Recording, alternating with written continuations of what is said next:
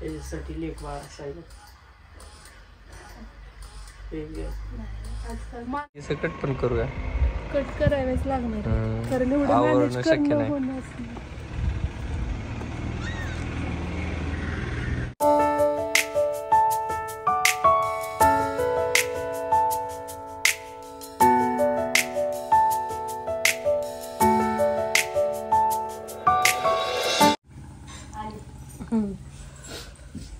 Sweater बघितलं का मग त्या छान दुसरा कलर कसला ऑरेंज दोन्ही पण छान आहेत कलर छान आहे ते छान तुला का नाही कलर छान आहे उठावून दिसते आबेला बरं आहे ते का ना आईचं पहिलं स्वेटर खराब झालंय आणि थंडी खूप वाजते तिला कारण की आता विकनेस आलेला ऑपरेशनमुळे आणि मग हे 2 स्वेटर घेऊन आलेत आमच्या दोघांच्या सासवांसाठी म्हणजे हे माझ्या आईसाठीही आणि त्यांच्या आईसाठीही स्वेटर घेऊन आलेत 2 आणि दोघींचा बांधा जवळपास सेम आहे. तर वहिनी पप्पांना दाखवत होत्या की कोणता आईंना छान वाटेल असं म्हणून तर त्यातलं पप्पा म्हटले की जो त्यांच्या आईला आवडेल तो राहू देत आणि जो नाही आवडणार तो हिला राहू देत असं म्हणून आणि मग आईचं पण सेमच म्हणणं होतं. बघा वयाचे जसे आपण टप्पे पार करत जातो ना त्यावेळी हाच मला छानच हवा ही भावना ह्या गोष्टी खूप लगेच गळून पडतात. म्हणजे हा जो इतका मोठा अनुभव गाठीशी असतो ना त्यामध्ये नाती जास्त महत्त्वाची वाटत असतात. कसं दिसतंय किंवा कोणतं छान आपल्याला ठेवायचं यापेक्षा सुद्धा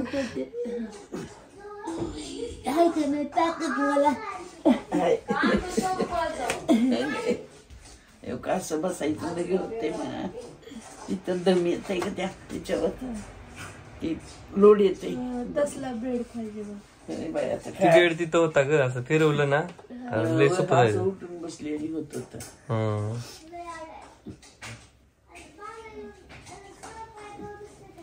पुचडा बांधायला ना त्या आंघोळ झाली का एकदा आंघोळ तर कसं स्वेटर कसं दिसायला लागले रविवारी आवडलं का कुणाची आहे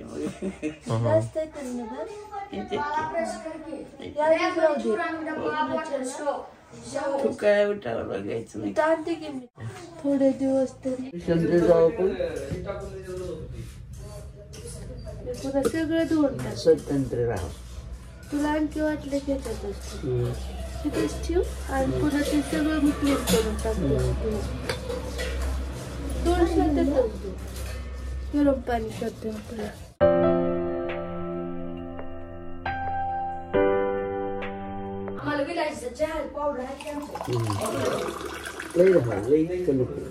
तुला जेवढं पाहिजे तेवढंच घे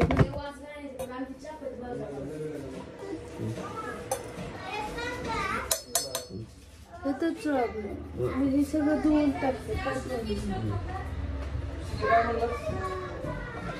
मी छोटी असताना तू केला असशील का नाही माझ्या हे ऐकताना आईला जर असं अवघडल्यासारखं वाटत होतं. तिचं म्हणणं होतं की लहान मुलांचं काही करणं हे जास्त आनंदाने केलं जातं परंतु वयोवृद्ध व्यक्तीची सेवा करताना जेव्हा आपण ती मनातून करतो ना तर तेव्हाच त्याची किळस येत नसते किंवा बाकी या गोष्टी पण बऱ्याच लोकांना ते थोडंसं घाण पण वाटू शकतं.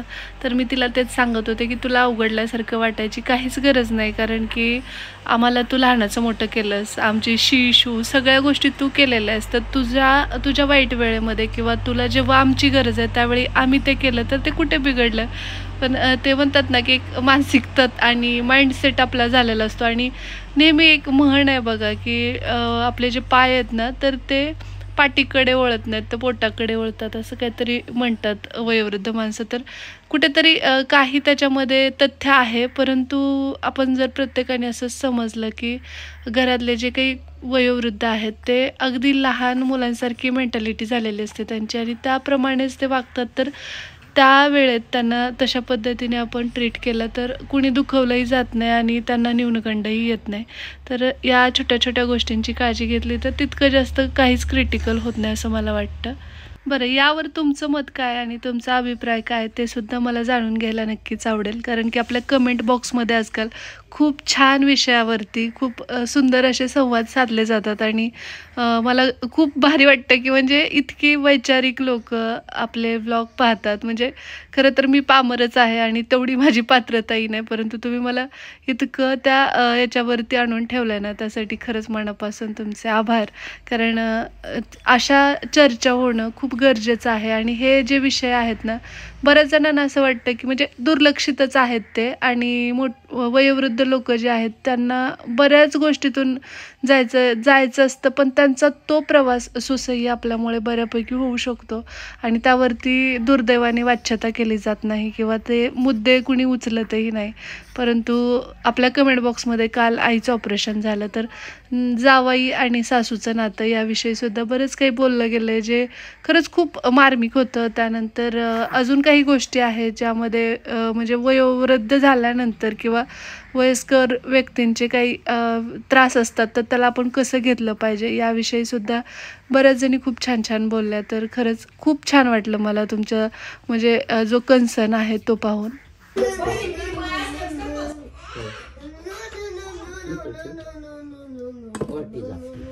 इकडे आईला ॲपल कट करून दिला, तोपर्यंत यांनी चहा तयार केलाय. तर आता आम्ही सगळेजण चहा घेतो. मला का बरं ओळखत नाही रे?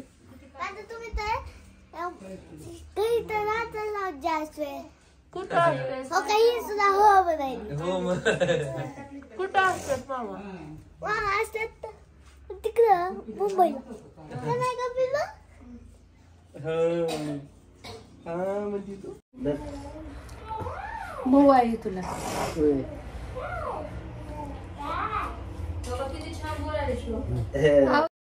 आज नाश्त्याला उपीट आहे आणि आईला चावायला पण जरासं सोपं पडतं ते त्यामुळे, कारण का तिला थोडंसं दातांचा पण त्रास आहे आता. म्हणजे कसं दाढा वगैरे 1-2 पडलेल्या आहेत आणि एका बाजूच्या तर नाहीच आहेत, त्यामुळे मग ती खूप जास्त परिश्रमाने घास चावत असते. जसं वय वाढतं ना तसं जे मऊ पदार्थ आहेत ते आवडायला लागतात. म्हणजे मी अक्काचा पण प्रवास बघितलाय, जसं डाळीतली फळं असतात किंवा उपीट असतं किंवा शेवयाची पातळ खिचडी असते, तर ते त्यांना खायला म्हणजे ते ज्या दिवशी असेल ना त्या दिवशी म्हणायचे की आज पोट खूप छान भरलं, कारण की चावताना खूप त्रास होतो. त्यामुळे मग आज तिच्या आवडीचं उपीट बनवलेलं आहे आणि इकडे आता आम्ही पण नाश्ता करून घेतोय सगळेच. म्हणजे पप्पा, वहिनी, हे मी. श्रीचं तर मस्तीच चालू असते हे असल्यानंतर. आता खांद्यावर बसून मजा करतोय तो, बघत असाल तुम्ही.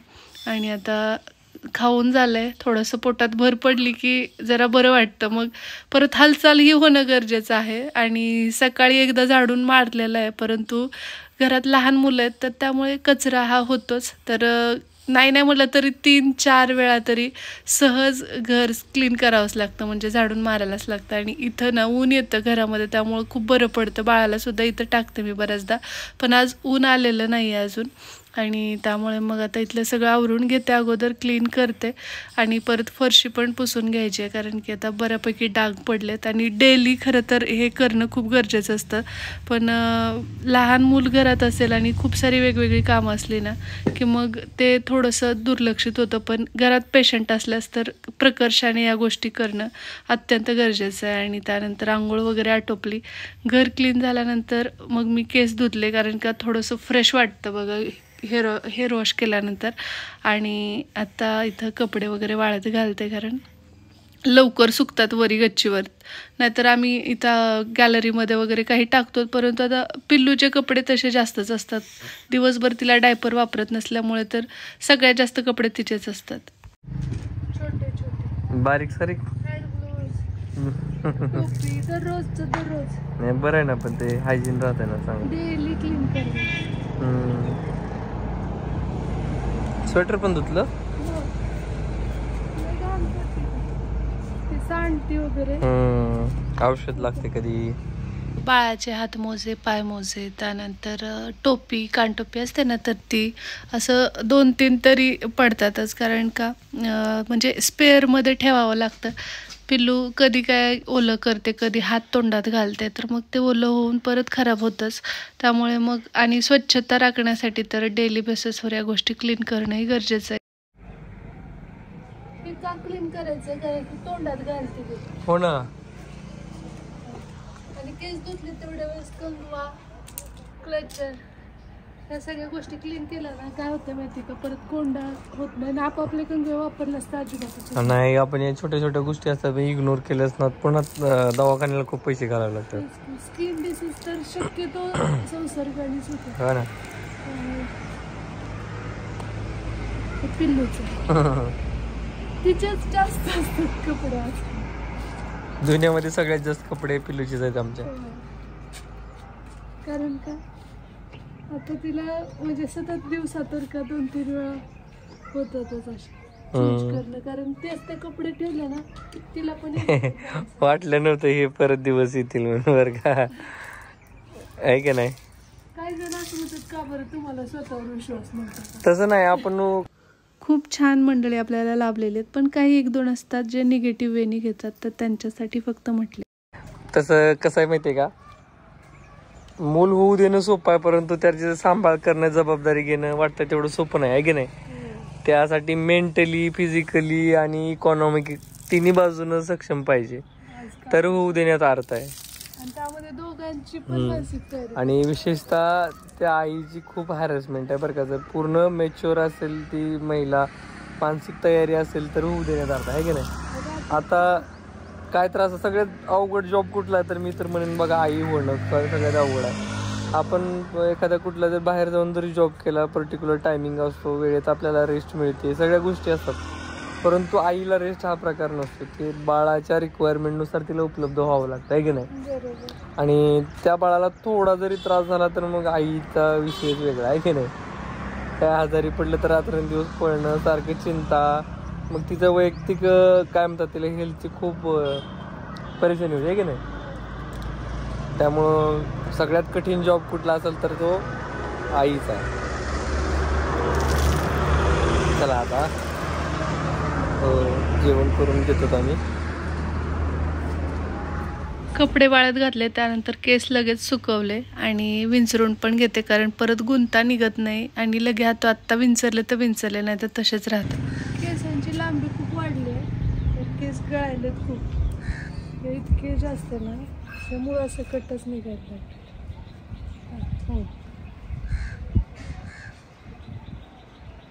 डेली 100 केस गळणं हे नॅचरल आहे, पण हे 100पेक्षा खूप जास्त आहेत. आणि पोस्टपार्टममध्ये ना म्हणजे हार्मोनल चेंजेस आणि रात्रीचं जागरण, कसल्याही जीवनाला काही रुटीन नसणं, त्याचे परिणाम म्हणजे आई होताना ह्या सुद्धा गोष्टी अनुभवायच्या असतातच आहे की नाही. पूर्वी म्हणायचे बाळ हसते म्हणून आईचे केस गळतात, म्हणजे ते तिला ते मानसिक समाधान वाटावं की आपलं बाळ हसायला म्हणून आपले गळाले, एक समजूत काढण्याचा प्रकार. पण त्याच्या माग लाईफस्टाईल, त्यावेळेस हार्मोनल चेंजेस, अशा बऱ्याच गोष्टी असतात. आणि हे म्हणजे प्रत्येकीलाच यातनं जायला लागतंय, खरं घाबरण्याची काही गरज नाही. परत येऊ आपण आणखी पहिल्या ट्रॅकवर. खूप गळायला लागले खूप. परत एकदा छान ट्रीटमेंट घेऊया आणि आता थोडे केस कट पण करूया. कट करायलाच लागणार, कारण एवढं मॅनेज करणं होणारच नाही.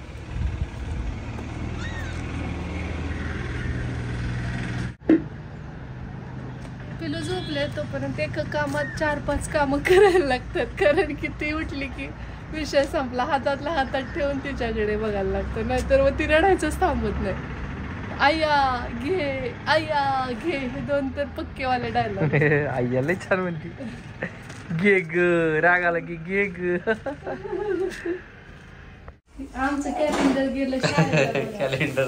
जेवणामध्ये ना शेवग्याची शेंग, त्यानंतर मस्त असे गरमागरम धपाटे आहेत मेथीचे, आणि इथं चपाती, इकडे कुकरमध्ये भात वरण पण आहे. अगोदर हे वाढते मी आणि वहिनी गरमागरम बनवताय, तिकडे मी वाढते. आईला पण फोन घालायचं. श्रीला शोधला आवडते. श्रीला आवडते. श्रीला माझ्या हातची अंड्याची भाजी पण लय आवडते. होय. मला वाटते मला आई तुला पण वाढू.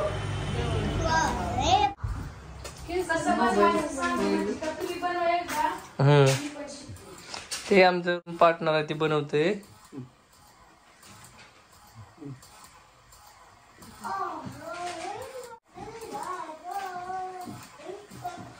जेवणासाठी आज गोळ आणखी सांगितलेली नाही डॉक्टरने, त्यामुळे तिला घातले की नाही उद्यापासून धपाट आवडते खूप.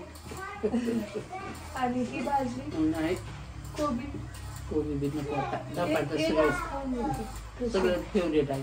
आणि चावायला होत नाही लवकर. एकच बोलतो नंबर.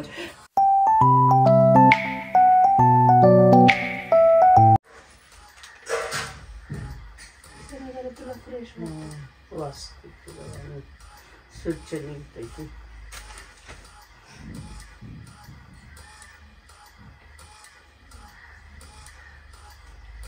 त्याच्यासाठी लेखवा असायला आजकाल माणूस म्हणून कुणी असू दे. ही म्हणजे काही लोक आहे ना स्वतःहून आहे ना सेवा म्हणून करायला लागलेत माहितीये का. पुण्य काय त्याच्यात. आता रतन टाटांची एक संस्था आहे ग, ते खूप छान करते. जे काही ग्रँड पॅरेंट्स आहेत ना त्यांची सेवा करते.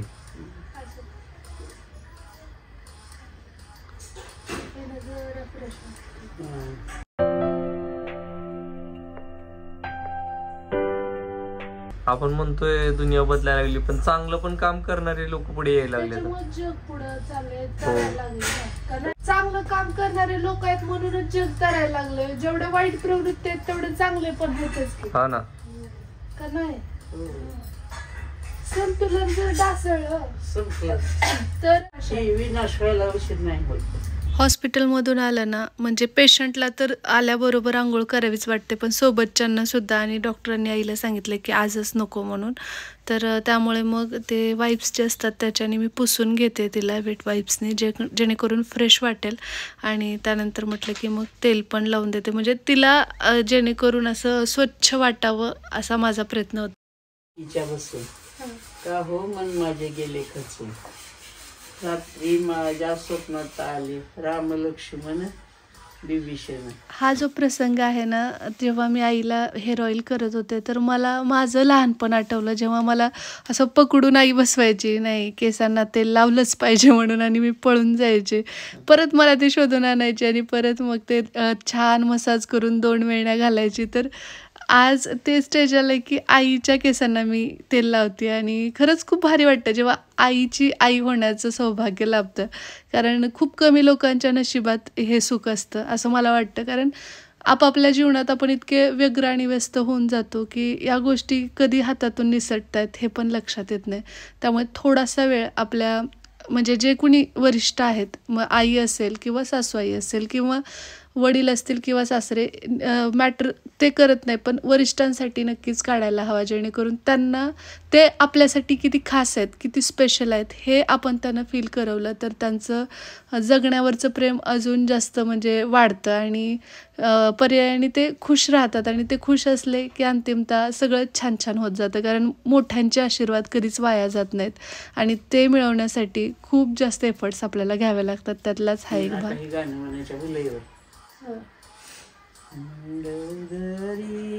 जवळ पतीच्या बसून का हो मन माझे गेले खचून, रात्री माझ्या स्वप्नी आले राम लक्ष्मण विभीषण, राज्यच नेले लुटून, राज्यच नेले लुटून, का हो मन माझे गेले खचून.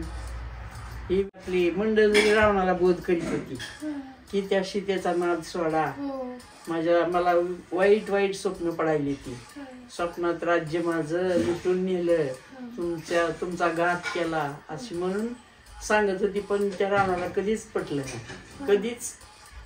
बुचडा घालू का वेणी घालतो, कुठला बुचडा जमायचा आखोड आहे म्हणजे, तुला बुचडा फोडे येत नाही. आईचे केस किती लांबलेत माहितीये का? हो पण आईचे केस किती लांबी झाले, त्या गाजराच्या तेलानं झाले. शेवटी प्रयत्न करूनही मला फोडेव बुचडा काय आईचा जमला नाही, जो अक्का तिचा घालायची. तर शेवटी मी माझं मग वेणी घातली साधी सिंपल अशी. बरं, तुमच्यापैकी किती जणींना म्हणजे फोडेव बुचडा प्रॉपर येतो ते मला कमेंटमध्ये सांगा.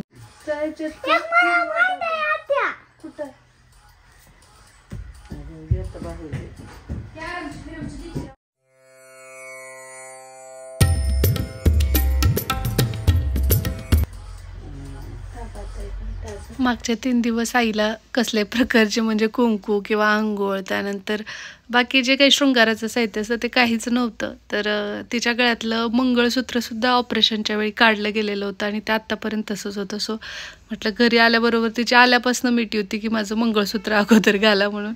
तर मग ते तिला मी म्हटलं की तू थोडंसं फ्रेश हो. मग व्यवस्थित ती दररोज जशी रेडी होती तसं तिला रेडी करण्याचा प्रयत्न केला आणि त्यानंतर मग मंगळसूत्र पण घातलं.